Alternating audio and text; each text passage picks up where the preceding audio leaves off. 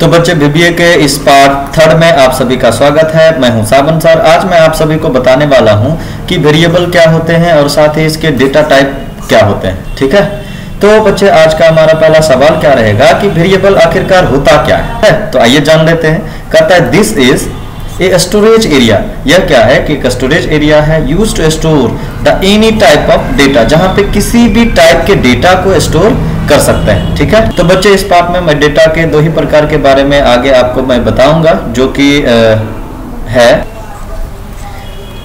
Text data type, ठीक है, और दूसरा कि न्यूमेरिकल, ठीक है, या न्यूमेरिक डेटा टाइप।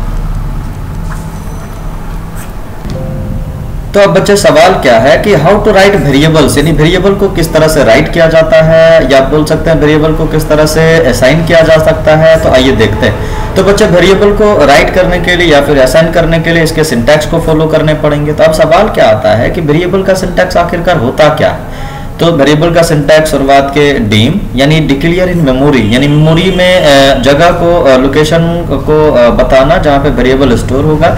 दूसरा वेरिएबल नेम, कहता है कि यहाँ पे एज पर आवर रिक्वायरमेंट हम अपने अनुसार वेरिएबल कुछ भी दे सकते हैं। मान के चलते हैं कि हमको एज लिखना है, एज इक्वल टू 18, ठीक है, तो एज हमारा यहाँ पे क्या हो जाएगा, वेरिएबल नेम हो जाएगा। और यहाँ पे टाइप का मतलब क्या हो जाएगा कि हम जो वेरिएबल लिए हैं उसमें किस टाइप का डेटा रखा हुआ है, यानी टेक्स्ट टाइप का डेटा है या फिर न्यूमेरिकल टाइप का डेटा है। और यहाँ पे एज क्या है, एक कीवर्ड है, यानी कीवर्ड का इस्तेमाल जिस तरह से हम लोग रोने का इस्तेमाल दूसरे अर्थ में नहीं कर सकते हैं, हंसने का इस्तेमाल किसी दूसरे अर्थ में नहीं कर सकते हैं, उसी तरह वेरिएबल के अंदर होता है कीवर्ड। कीवर्ड का इस्तेमाल कीवर्ड के रूप में किया जाएगा और कीवर्ड का इस्तेमाल किसी दूसरे अर्थ में नहीं किया जाएगा। ठीक है, तो ये बच्चे था वेरिएबल का सिंटैक्स।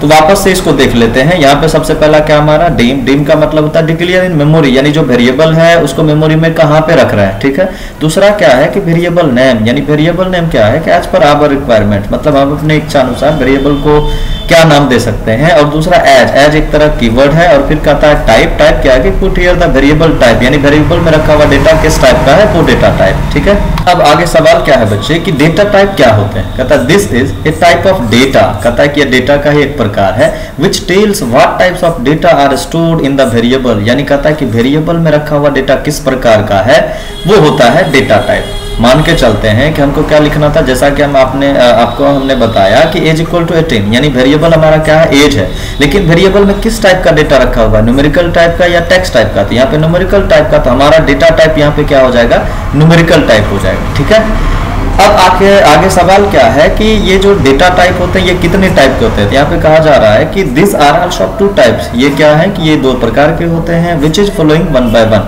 सबसे पहला हमारा क्या, न्यूमेरिकल डेटा टाइप, और दूसरा क्या, अल्फा न्यूमेरिकल डेटा टाइप। ठीक है, अब सवाल क्या है कि न्यूमेरिक डेटा टाइप क्या होते हैं। ठीक है, कहता है in which store only the digits is called the numeric data type. ठीक है, कहता है कि जिसमें केवल डिजिट को स्टोर किया जाता है उसको न्यूमेरिक डेटा टाइप बोलते हैं। अब जैसे हो गया बाइट, हो गया इंटीजर, हो गया लॉन्ग, हो गया।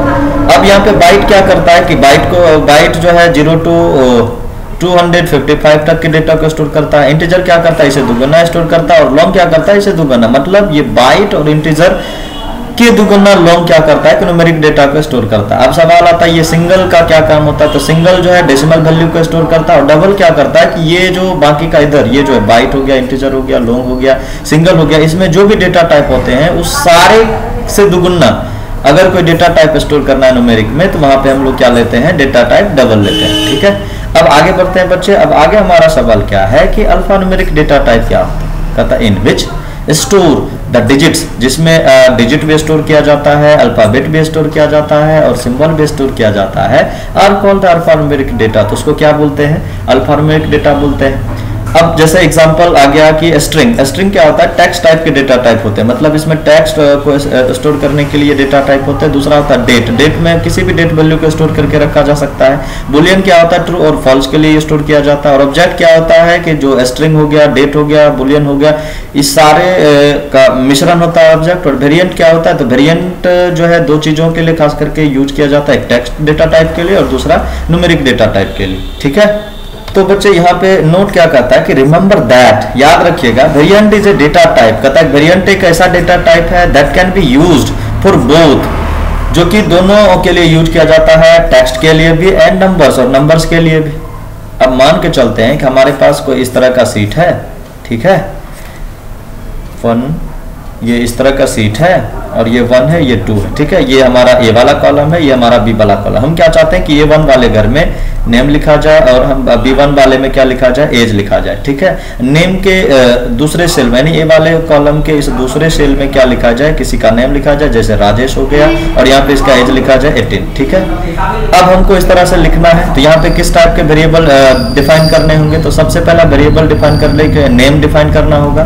तो यहाँ पे नेम स्पेस, नेम के लिए नेम लेंगे, वेरिएबल नेम, और एज, नेम हमारा क्या है, स्ट्रिंग टाइप का डेटा टाइप है, तो यहाँ पे हम लोग क्या लेंगे, स्ट्रिंग लेंगे, ठीक है। अब दूसरा क्या, हमको एज रखना है, तो यहाँ पे एज लेंगे और यहाँ पे एज करेंगे, और यहाँ पे क्या होगा कि एज जो है, तो एज वाले में हमारा टेक्स्ट भी डेटा टाइप स्टोर होगा और वैल्यू भी स्टोर होगा, ठीक है। तो यहाँ पे हम लोग क्या लेंगे, वेरिएंट, क्योंकि अभी आपने देखा कि वेरिएंट जो है वो दोनों डेटा टाइप को सपोर्ट करता है, टेक्स्ट को भी और नंबर को भी, ठीक है। अब दूसरा यहाँ पे क्या करेंगे कि नेम का वैल्यू असाइन करेंगे। तो यहाँ पे नेम बराबर क्या होगा, इन्वर्टेड को जो भी टेक्स्ट टाइप के डेटा टाइप होंगे उसको डबल कोटेशन के अंदर लिखा जाता है। तो यहाँ पे नेम की वैल्यू असाइन करेंगे पहले के लिए। तो यहाँ पे क्या हो जाएगा भाई साहब, तो यहाँ पे होगा टेक्स्ट नहीं, यहाँ पे क्या हो जाएगा, नेम हो जाएगा। और दूसरा क्या हो जाएगा, यहाँ पे एज इक्वल टू क्या हो जाएगा, यहाँ पे सबसे पहला एज ही होगा, क्योंकि सबसे पहला यानी B1 वाले घर में हम क्या चाहते हैं, एज चाहते हैं, और A1 वाले घर में हम क्या चाहते हैं, नेम। तो यहाँ पे ये दोनों चीज भरने के लिए क्या लिखना है, रेंज डिफाइन करने होंगे। तो रेंज डिफाइन करने के लिए इन्वर्टेड कॉमा के अंदर A1 dot value equal to क्या लिखना पड़ेगा, इन्वर्टेड कॉमा के अंदर नेम। फिर दूसरा रेंज डिफाइन करना होगा, तो दूसरा रेंज में क्या लिखना पड़ेगा, B1 inverted comma 1 dot value equal to inverted comma के अंदर एज। अब क्या चाहिए हमको, तो अब जो है हमको A2 के अंदर, यानी A2 के अंदर हमको क्या चाहिए, राजेश। तो यहाँ पे फिर से डिफाइन करना पड़ेगा, नेम इक्वल टू क्या लिखना पड़ेगा, इन्वर्टेड कॉमा के अंदर राजेश, ठीक है। फिर यहाँ पे एज इक्वल टू क्या लिखना पड़ेगा, 18। क्यों 18 डबल इन्वर्टेड कॉमा के अंदर क्यों नहीं लिखना है, क्योंकि यहाँ पे जो है ये 18 न्यूमेरिक वैल्यू है, ठीक है। अब ये दोनों वैल्यू का हमको क्या करना है कि सबसे पहला नेम यानी राजेश को A2 वाले घर में लिखना है, और यहाँ पे 18 जो है B2 वाले घर में लिखना है। तो इसके लिए बच्चे क्या लिखना पड़ेगा, यहाँ पे लिखेंगे रेंज, और यहाँ पे इन्वर्टेड कॉमा के अंदर A2, फिर इन्वर्टेड कॉमा 1 डॉट होगा, फिर वैल्यू होगा, फिर यहाँ पे क्या हो जाएगा, इन्वर्टेड कॉमा के अंदर राजेश, ठीक है। अब दूसरा क्या, यहाँ पे फिर से वापस से रेंज लिखने हैं, और रेंज इन्वर्टेड कॉमा के अंदर क्या लिखने पड़ेंगे बच्चे, B2 लिखेंगे, फिर यहाँ पे डॉट लिखेंगे, फिर यहाँ पे वैल्यू लिखेंगे, और फिर इक्वल टू करके यहाँ पे 18 लिखेंगे। इस तरह से हम डिबग करेंगे तो क्या होगा कि हमारा विधिवत डेटा इस सीट में क्या हो जाएगा, फिल हो जाएगा। तो इस पार्ट में बच्चे इतना ही, मिलते हैं आपके VBA के अगले पार्ट में। तब तक के लिए थैंक यू, बाय बाय।